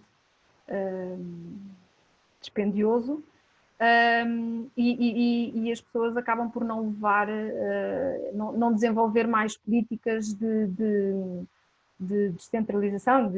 Eu estou-me a lembrar de uma conversa que tive agora há uns tempos com um diretor do IKEA cá em Portugal. Isto, pronto, só para terem uma ideia, o IKEA consegue, tem em vários países da Europa, compra florestas inteiras, portanto tem um programa de usar madeiras única e exclusivamente de florestas sustentáveis, e já tentou cá em Portugal fazer a mesma coisa e não se consegue. Não se consegue porque se tem que pedir autorizações a tudo quanto é ministérios, as pessoas desistem logo porque isso é muito complicado, tem que se pedir muitas autorizações, eu percebo que tem que haver regras, mas às vezes essas regras são tão complicadas e as burocracias são tão complicadas que desmotivam muitas intervenções a nível local. E, portanto, cá eles não conseguem fazer isso. E nós sabemos o problema que temos com as florestas, por exemplo. As florestas que não são limpas, que não são, os proprietários não as limpam, não as cuidam, porque não têm qualquer rendimento. E isto era uma boa oportunidade de os donos das florestas conseguirem ter rendimento e, portanto, se têm rendimento de um pedaço de terra, têm mais vontade de o trabalhar, não é? De o manter limpo. E isto realmente às vezes o poder local não, estas políticas centrais impedem muito o desenvolvimento das políticas mais regionais. Desculpem aqui a minha palestra. Peço desculpa. Obrigada, Cláudia. Não sei se alguém quer reagir ou se passamos à próxima intervenção. Eu estava a tentar pedir a palavra. Sim. Doutor Heleno, faça favor. Não, estava aqui a ouvir e, de facto, acho que estes mal-entendidos são realmente bastante frequentes. E a experiência que eu tenho nem é tanto só um problema de burocracia, Cláudia, é uma coisa mais complicada que isso, a questão é cultural. Ou seja, nós estamos muito habituados a trabalhar num sistema de poder, agora tenho que usar a palavra poder para a gente se entender, estamos muito habituados a trabalhar num sistema de poder que é profundamente hierárquico. E é por isso que eu aprendi o planeamento, também este planeamento de cascata, quer dizer, da grande escala, depois vai-se diminuindo, da região para não sei o quê, para o bairro. Isto não funciona assim. Hoje a sociedade não funciona assim. O poder também já não é bem assim. Já não funciona dessa maneira tão hierárquica, mas a nossa maneira de legislar e de administrar ainda está nesse tempo. Estamos desfasados. Portanto, quando a gente tenta fazer uma coisa mais em rede, mais aberta, mais em sistema aberto e mais interativa, vamos chocar com todos os sistemas porque não funciona, não se consegue. Foi, aliás, esse o grande problema da iniciativa Bairros Críticos, porque tantas entidades tinham que se pronunciar sobre as coisas mais pequenas que eles queriam fazer lá nos bairros, que as coisas não conseguiram, houve muita resistência, pois também há problemas de resistência, de oposições, etc. Aquilo onde eu queria chegar era isto. Eu estou convencida que a questão do desenvolvimento local é também uma questão de poder, é uma questão de partilha de poder e de mudança das relações de poder. Por isso, quando eu falei com a Isabel Loureiro que a gente queria apresentar um programa para o Governo fazer agora já, chamado Bairros Saudáveis, e que estamos à espera que saia no Diário da República, talvez saia amanhã, que era precisamente para criar algumas condições para combater algumas necessidades básicas em alguns bairros e que estão a prejudicar muito o acesso à saúde. Eu disse a Isabel, a gente vai fazer isto, mas isto tem que ser um programa pequenino, com pouco dinheiro, e a razão é muito simples, é porque a gente, se for uma coisa pequena, com pouco dinheiro, vai nos buracos do sistema e talvez não regulem tanto, não regulamentem tanto e não se oponham tanto. Dirão, mas isso não é eficiente, é uma coisa pequenina, não faz mal. Não faz mal, porque pode ter um outro efeito, que é um efeito de experiência piloto, de experimentação e até um efeito de contágio, que com um programa destes que montámos aqui em Lisboa em 2011, que era o BIP-ZIP, funcionou. Com os bairros que começaram a fazer, começaram a passar a palavra aos outros e há um efeito de contágio. E, portanto, há várias outras maneiras de fazer isto, quer dizer, não tem que ser necessariamente a política central tradicional. Portanto, a palavra-chave que eu queria trazer para aqui era a palavra poder e a palavra redes. Estas duas coisas que eu acho que são importantes nisto que estamos a discutir. E o mal-entendido é que a maneira como funciona a nossa administração não é em rede. É como se fosse um exército, é uma hierarquia, é uma igreja, é militar. e os que estão, o cidadão é suposto ser o fim da linha, é o coitadinho cá de baixo, quer dizer. Portanto, eu não sou capaz de mudar isso. Já tenho 72 anos, não fui capaz de mudar isso a minha vida toda. Mas consigo encontrar tantas falhas nesse sistema que nessas falhas há liberdade para fazer coisas. E, portanto, estou um bocado condicionada a estas pequenas experimentações, só para ter a certeza que alguma coisa diferente se podia fazer. Não sei exatamente a que escala, mas em algumas pequenas escalas algumas coisas diferentes se conseguem fazer. Mas aproveitando isto, aproveitando as oportunidades. E a energia das pessoas, aquilo que há bocadinho o professor referiu do Putnam, o capital social, eu gosto de traduzir por energia social, porque capital social em português tem aquela coisa que já é o capital social das empresas, as pessoas não percebem, portanto eu costumo traduzir isso por energia social. E eu sei o que é essa energia social em ação, funciona. Às vezes funciona contra o poder, não é? Funciona contra e também fazem eles muito bem. Mas outras vezes também pode funcionar para multiplicar coisas. Não é necessariamente uma energia desperdiçável, é uma energia da maior importância. Quando me dizem não há dinheiro para fazer programas, eu fico muito irritada, mas há energia, há pessoas disponíveis, há recursos, há gente com ideias, se houver isso, tem o principal. Estou a dizer isto de uma forma um bocadinho desorganizada e peço desculpa, não fiz o menu tão direitinho como o professor, mas estes pontos, isto é muito verdade, isto que diz aqui nestes slides, estes pontos são muito verdadeiros, é muito cultural, está muito metido na nossa maneira de funcionar e mudar isso às vezes não é fácil. É isso. Obrigada. Obrigada. Mas alguém quer fazer alguma reflexão? Eu aproveitava também para deixar uma reação, é um bocadinho batota enquanto moderadora, mas no fundo todas estas ideias nos remetem para outro poder, não é? Que é o poder das pessoas e o poder de contextos específicos poderem contagiar e transformar e coisas que podem começar a um nível muito micro, acabar efetivamente por contribuir para uma transformação mais vasta e daí a tal questão do local não está agarrado especificamente a um contexto único e específico e poder acabar a transformar numa lógica mais alargada. Muito bem, não temos mais nenhuma inscrição, certamente quer reagir. Gostaria de reagir, sim. Aliás, até gostava de partilhar algumas ideias com a Ana Rosita na questão que levanta, é começar pelo poder. Há um amigo meu da Universidade de Economia de Viena que em tempos fez uma reflexão sobre o poder e distinguia as noções de concepção mecânica de poder e estratégica de poder. E a concepção estratégica de poder, vamos buscar o Maquiavel e etc., levantava uma questão muito interessante, que para nós em português é óbvia, que muitas vezes também confundimos o conceito de poder associado ao substantivo poder, esquecendo-nos que a possibilidade de realizar qualquer coisa também é o poder fazê-la. E que, portanto, o alargar os horizontes de possibilidade, o alargar os horizontes daquilo que possa ser feito, também é uma forma de exercer o poder, neste sentido lato. Isso pode ser até associado com levar a sério a noção de empowerment, depois tem outro tipo de implicações. Mas levanta uma questão que eu próprio me tenho interrogado muito, que outro dia, até foi nos Açores, e foi por causa de uma experiência dos Açores, que passei a pensar diferente, que era, eu sempre fui muito reservado, digamos assim, às experiências que fui acompanhando no tempo sobre programas que, sendo assentes em projetos locais, não faziam a animação estratégica da atividade desses projetos para poderem organizar as lições no sentido os resultados organizados daquilo que foi a experiência desenvolvida e os resultados dessa experiência.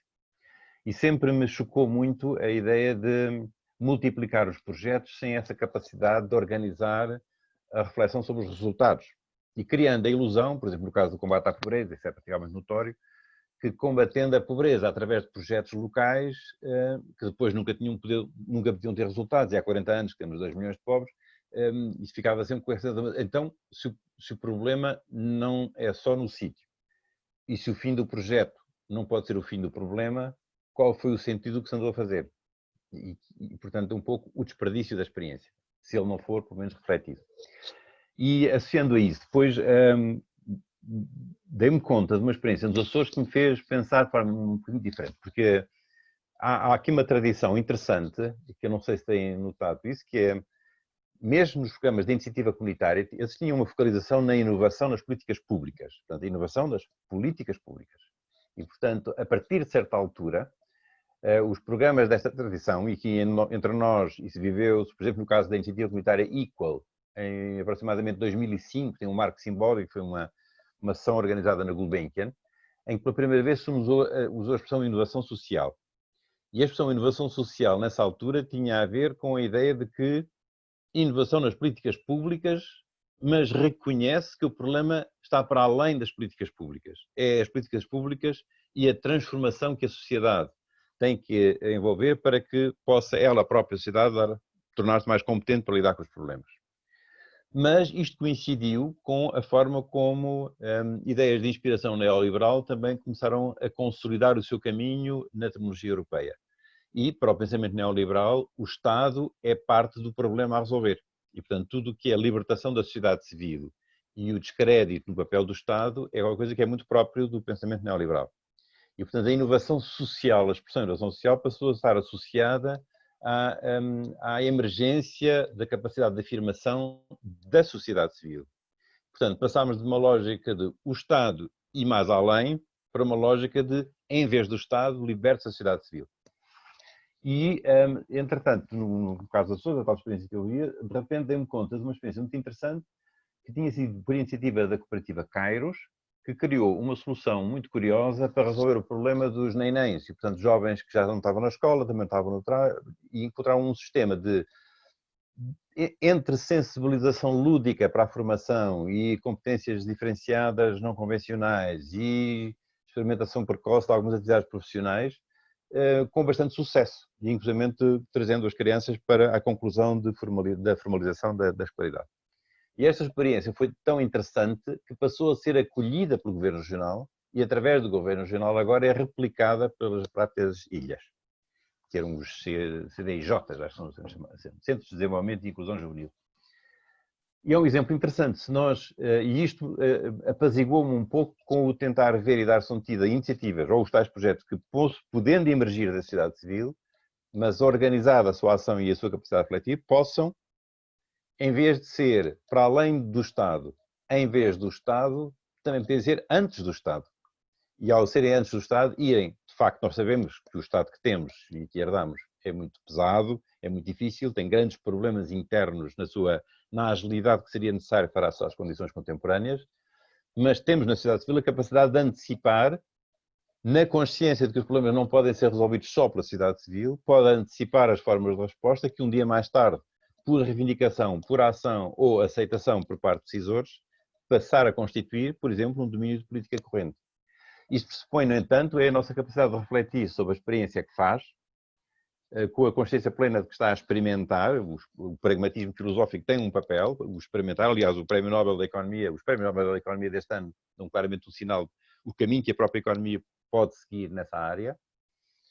Sabemos nada do assunto, mas experimente, vamos fazendo e por pequenos passos vamos consolidando os conhecimentos que radicam de facto na nossa capacidade de, tendo experimentado e tendo encontrado transformações, ir consolidando os passos seguintes. E nessa consolidação a identificação dos domínios de política sem os quais também transformações maiores não são possíveis. Um exemplo típico, por exemplo, no caso do empreendedorismo, inclusive, isso é muito claro. Eu posso ajudar 3 jovens desempregados a criar uma oficina de automóveis. Eu posso ajudar a animar a ideia, a trazê-los para a perspectiva de poderem fazer isso. Posso ajudá-los a criar um modelo de negócio e a encontrar alguma forma inovadora no modelo de negócio, alguma inovação organizacional, alguma inovação de produto. Mas eu não, e isso, portanto, segunda fase da coisa, posso ajudá-los a preparar um bom plano, mas eu não posso alterar o IRC, e eles ficaram a pagar mais IRC do que a banca, não posso transformar o IRS, dos seus IRS pessoais, não posso transformar os juros do crédito que lhes é concedido, se for o caso, não posso ter nenhuma forma de interferir com a proteção social para que eles possam ter alguma proteção enquanto o negócio não está consolidado. Coisas deste tipo, por exemplo. Mas eu posso ajudar a fazer a preparação e a perceber os domínios de política que tinham que ser alterados para essa transformação. Não sei se isto vem ao encontro do que dizia, que às vezes, porque é uma questão que também me tem... Não, é só reagir dizendo que quando processos desses começam a ter conhecimento uns dos outros, podem organizar-se e podem conseguir mudar as regras. E já me aconteceu, sendo deputada, ser obrigada a mudar regras por pressão de grupos, por exemplo, de associações de moradores de bairros sociais, que fizeram um protesto enorme contra as regras que tinham sido impostas para o cálculo do valor da renda e foi a organização da sociedade civil, quer dizer, a Assembleia foi confrontada com uma situação que tinha mesmo que mudar, porque estava uma revolta tão grande, já não sei quantos casos em tribunal, um protesto enorme. Portanto, é possível, as pessoas têm que ter conhecimento das coisas, quer dizer, estamos numa sociedade em que é relativamente fácil passar informação e, portanto, embora haja muitos fatores que atraem para muitas coisas diferentes, quando as pessoas conseguem, volto à palavra redes, quando as pessoas conseguem criar redes, às vezes conseguem mudar algumas regras, professor, e eu já fui testemunha em meia dúzia de casos em que isso aconteceu, porque as redes fizeram uma força brutal, senão não tinham conseguido nada. Não tinham conseguido nada. Portanto, mas lá está, mas é possível e há a perspectiva de que o conseguir também é o possibilitar haver alterações de política pública, sem as quais depois não se Sim, consolida. claro. Depois, Mas o facto das pessoas poderem fazer alguma coisa para resolver o seu problema também lhes dá mais poder, lá está outra vez a palavra poder. E ao sentirem também que têm mais poder, vão querer mais. E é isso é que é a dinâmica da coisa, está a ver? Então, mas eu não posso resolver isto, talvez consigam. Portanto, enfim, toda a história das petições, tudo isso, há algumas que não dão em nada. Mas há petições que já levaram a modificações legais importantes. Portanto, as pessoas hoje têm, apesar de tudo, alguma capacidade de mudar algumas regras, mesmo as do IRC, mesmo as do IRC, algumas coisinhas. Infelizmente são mais mudadas por lobbies do que propriamente por redes de cidadania, mas isso é outra história. São outras redes? Mas eu agora gostava de perguntar à organização, porque nós estamos já adiantados na hora. Eu não sei como é que... Eu se calhar penso que tivemos já aqui uma série de contributos para nos desafiar a pensar um bocadinho e tendo em conta a hora já avançada, se calhar era importante que outras pessoas também partilhassem as suas reflexões, levantassem as suas questões. Mais ninguém quer aproveitar a oportunidade? Posso? Eu, a Esmeralda, posso? Sim, Esmeralda, faça favor. Peço desculpa, mas vou puxar a brasa à minha sardinha. A questão da escola. Eu sou professora, maioritariamente do ensino secundário, e estas questões da promoção da saúde são-me particularmente queridas e acho muito importantes. Tudo o que tem estado a ser dito tem sido extremamente interessante e a maioria dos aspectos com possíveis implicações na salutogénese das populações, mas queria aproveitar para perguntar, levantando a questão dos aspectos de trabalhar em rede, as questões intersetoriais, etc., a questão da escola. Porque é que não poderá ser mais trabalhada? É um espaço privilegiado. Aquelas questões que há pouco se falava de termos maus hábitos culturais poderiam ser um pouco trabalhados. A questão da energia social realmente pode ser treinada desde cedo, com várias implicações, entre elas na saúde, claro, na promoção da saúde, mas também a outros níveis. Portanto, gostaria de trazer, se fosse possível, um pouco o papel da escola também aqui para esta questão do desenvolvimento. Obrigada. Obrigada, Esmeralda.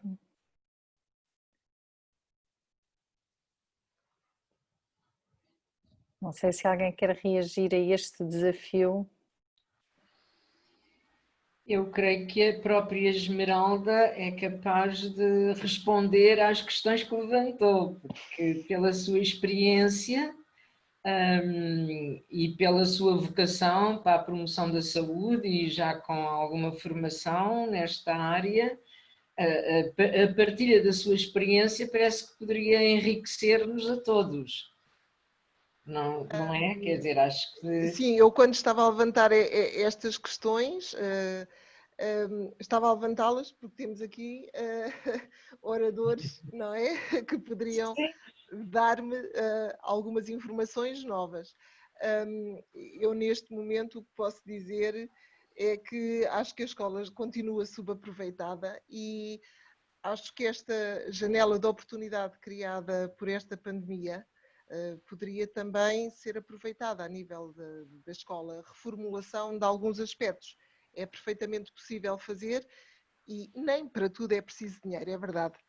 Às vezes é uma questão de iniciativa, é uma questão de boa vontade, mas as barreiras são muitas.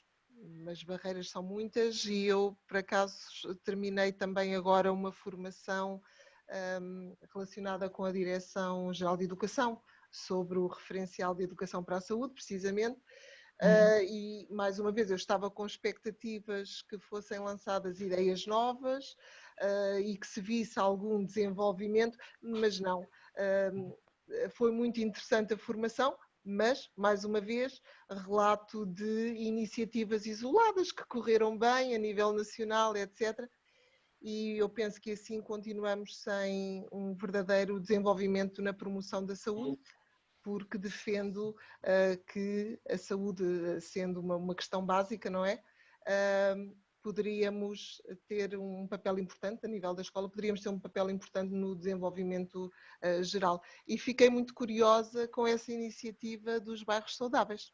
Fiquei muito curiosa. Pronto, deixa-me só, posso, José Manel,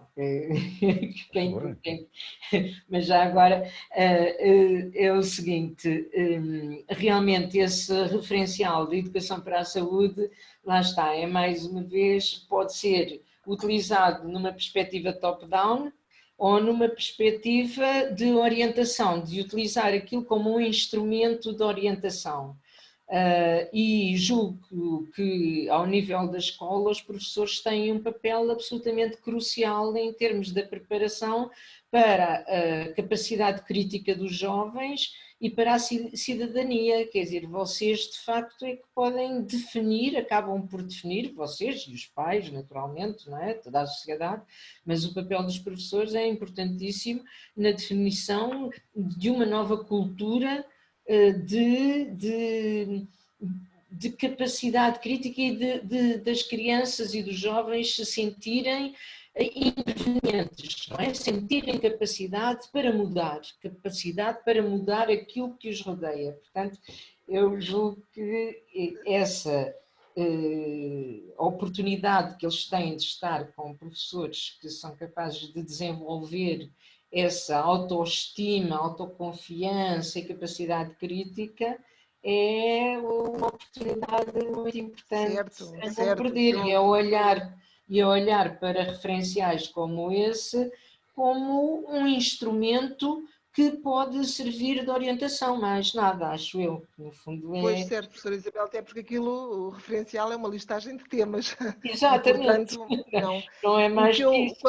Exato, eu é que tinha a esperança quando fiz a formação que existisse algum plano que ajudasse a minimizar as desigualdades territoriais, alguma formação de base que ajudasse nestas questões da saúde e que ajudasse nestas questões de não se podem prever realmente novas pandemias, os tais cisnes negros que possam surgir, mas certas competências poderiam ser trabalhadas, mas sem dúvida sem haver um esqueleto de base igual, se nós formos à questão do território, claro, lá está. O território pode ser o país, podem ser os distritos, mas continuaremos sempre com as iniciativas só, e é por isso que eu levantei a questão, para ver se havia alguma ideia nova, mas pronto.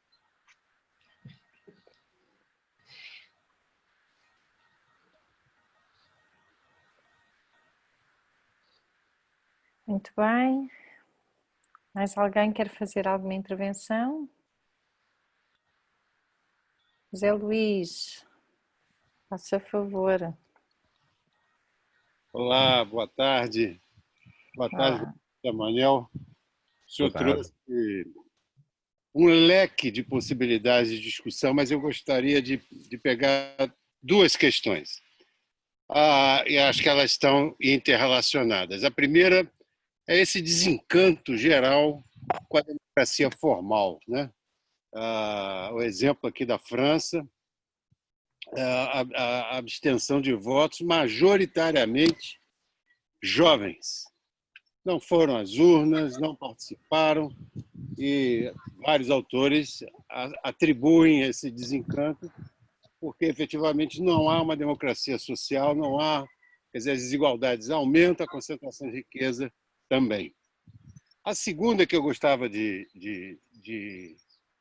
fazer uma relação, o senhor fala em desenvolvimento, quer dizer, nós temos experiências esparsas, focais, de outras formas de desenvolver a economia que não essa que nós estamos imersos. Então, vou citar uma que é a economia solidária, que são iniciativas locais, mas que efetivamente enfrentam pressões absurdas. Por exemplo, vem o IKEA e compra a minha floresta. Não é?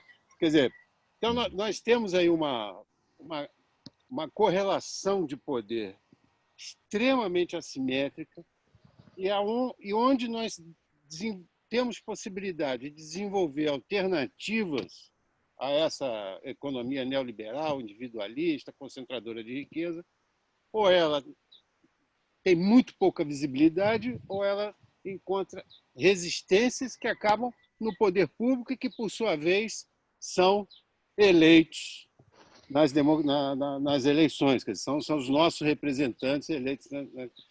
Então, temos aí um problema local, mas também um problema geral. Eu gostaria só de terminar por aqui, porque senão vou me confundir mais. Obrigado.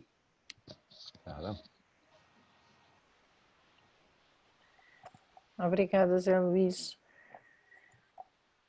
Muito bem. Temos tido aqui um conjunto de reflexões. Eu não sei se o professor José Manuel Henriques quer reagir a algumas destas reflexões, também a iniciarmos aqui o enjeito de despedida, não é verdade?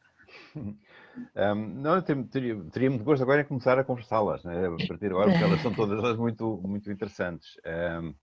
E vou começar seguindo a ordem cronológica. Creio que o arquiteto Roseta levantou uma questão à qual sou muito sensível, que é a ideia das redes. E há pouco falava também na iniciativa Bairros Críticos.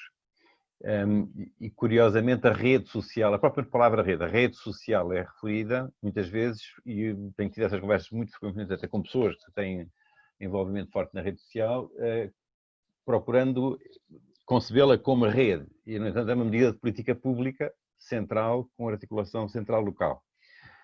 Mas a ideia da transversalidade nos envolvimentos, quanto a mim, toca na questão mais sensível das novas formas de governança, uma vez que não entramos nesse ponto, e que eu acho que era muito engraçado, depois podemos discutir à frente, que é a dificuldade que temos tido em Portugal, não sei se está de acordo comigo, debatemos melhor ou pior a descentralização, não debatemos, e se calhar ainda bem que não, a regionalização, porque no discurso que ouço, quando se fala em regionalização, tanto se está a falar no mapa, na delimitação regional, como se está a falar na participação, como se está a falar na desconcentração, como se está a falar em muitas dimensões, mas dificilmente eu vejo discutir, para o caso português, o que é a criação de regiões político-administrativas, mas eu acho que está insuficientemente tratado o problema da autonomia relativa dos órgãos desconcentrados. E qualquer tentativa, e no caso, por exemplo, da saúde, em todas as políticas, ou de evoluir para formas de governança setorialmente integradas, que possam corresponder a tal necessidade do desafio, que pode ter nuances diferentes em sítios diferentes do território. Quando eu fiz a avaliação da rede social, então isso tornou-se muito óbvio. é que a falta de autonomia nos órgãos desconcentrados impede a possibilidade de, em cada unidade territorial, ir para além daquilo que está decidido em Lisboa. E este constrangimento da rigidez do órgão desconcentrado, a impossibilidade da flexibilidade, embora participe depois em órgãos locais, como é o caso da rede social, participando nos núcleos executivos, é como se transportasse para dentro do território uma prisão, impedindo não apenas a integração, mas a própria inovação dos meios de política.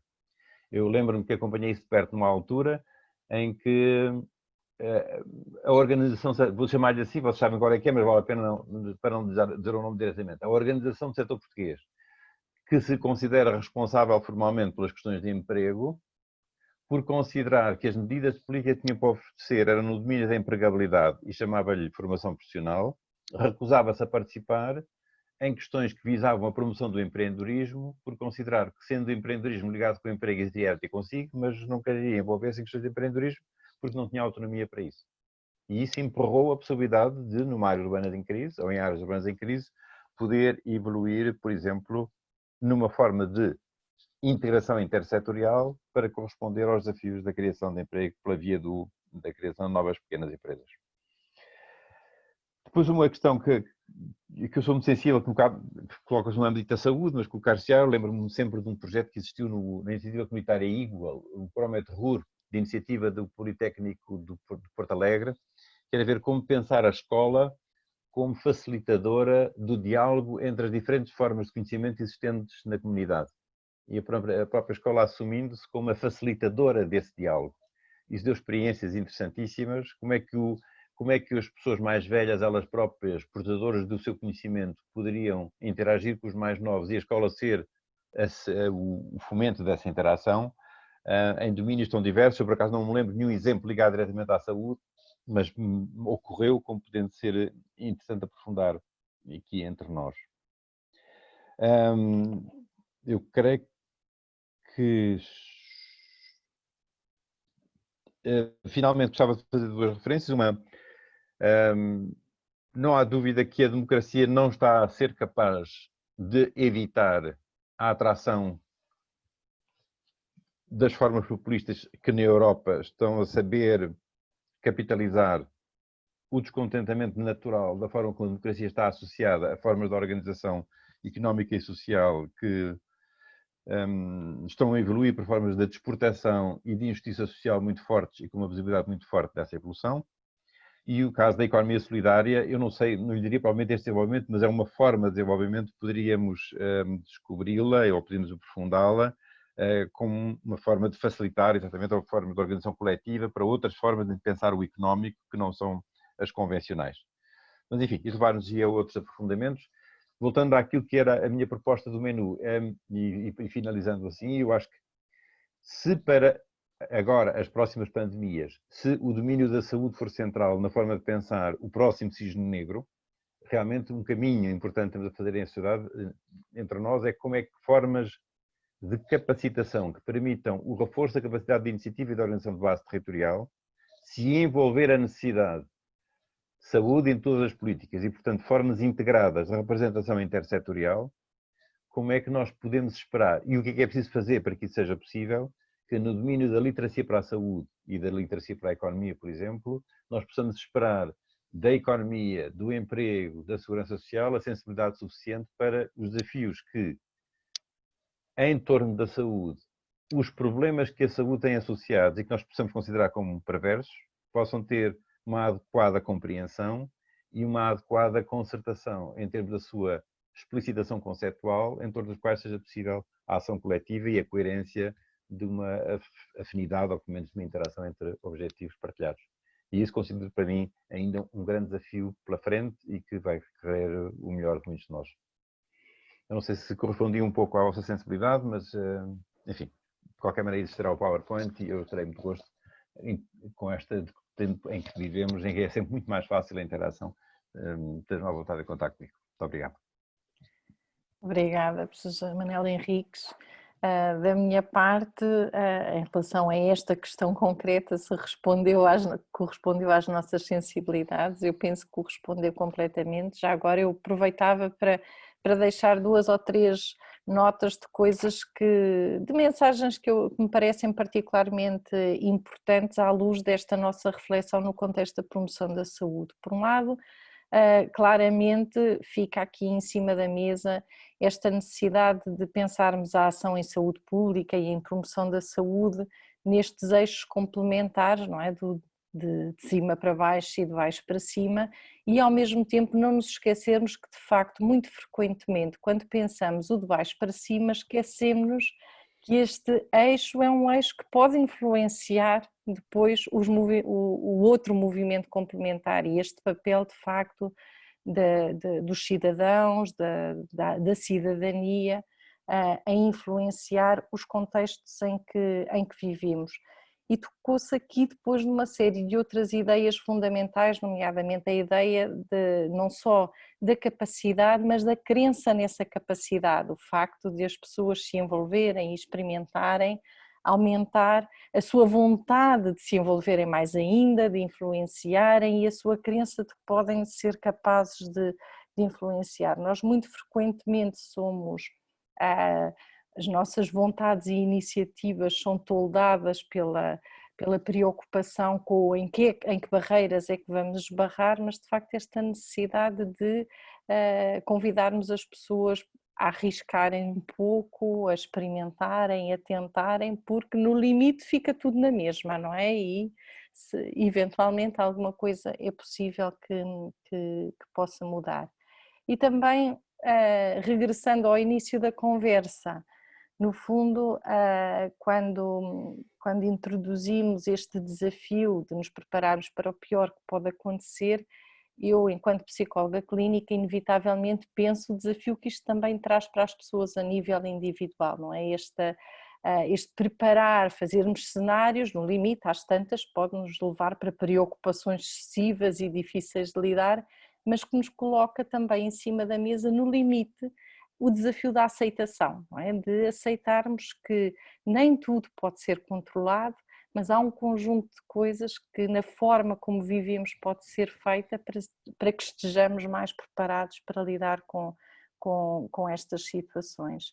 E também não nos esquecermos de facto que esta ideia da resiliência, não é? Que ser resiliente significa à partida termos tido algum contacto com a adversidade e a oportunidade para mobilizar recursos, não é? E portanto também esta necessidade, e aqui regressando à escola, à educação como um todo, esta necessidade de os desafios, a adversidade também de alguma forma irem fazendo parte do caminho para que possamos preparar-nos para agirmos, para adotarmos o nosso papel e portanto para que em conjunto estejamos mais capazes de reagir e de nos preparar.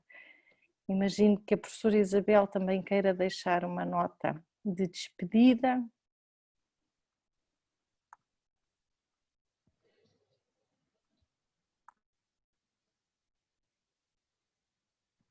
A professora Isabel não quer dizer nada? Obrigada, estava sem som. Não, só queria agora agradecer a participação de todos, em especial ao professor José Manuel Henriques e a todos os que estiveram presentes e intervieram. Acho que foi uma sessão muito enriquecedora em termos de história, de compreensão dos conceitos, de repensarmos aquilo que estamos a fazer de uma maneira diferente para orientarmos a nossa ação e a reflexão. Acho que se retiram muitas ideias interessantes e importantes, e de facto é em conjunto que nós podemos construir uma sociedade melhor, e há várias iniciativas que certamente levaremos para a frente e que gostaríamos de ter estas reflexões feitas de uma forma sistemática E pronto, em termos do curso de mestrado de promoção da saúde, mais uma vez, o professor José Manuel Henriques aqui nos veio brindar com esta reflexão, que está sempre aberta também a outras participações, para além dos alunos de mestrado. E, portanto, queria agradecer e pronto, e desejar que tudo continue a correr bem, sobretudo a saúde, agora neste caso. É tudo, sim. Obrigada. E naturalmente tenho que referir que, apesar de todos os que estiveram presentes são importantes, a presença da Helena Roseta foi de facto uma presença que muito nos honrou. Obrigada por ter Eu estado. agradeço muito o convite mais uma vez e a minha disponibilidade. Muito obrigado. Okay. Sim, senhor. Eu reforço o agradecimento ao professor José Manuel Henriques e queria novamente agradecer a participação de todos, destacando também a presença da doutora Helena Roseta e dizer-vos até breve, espero encontrar todos em oportunidades futuras para conversarmos sobre estes e outros temas relevantes para a saúde e para a promoção da saúde. E continuem todos bem. Até breve então. Muito obrigado. Obrigada. Boa tarde a todos. Obrigada pela oportunidade.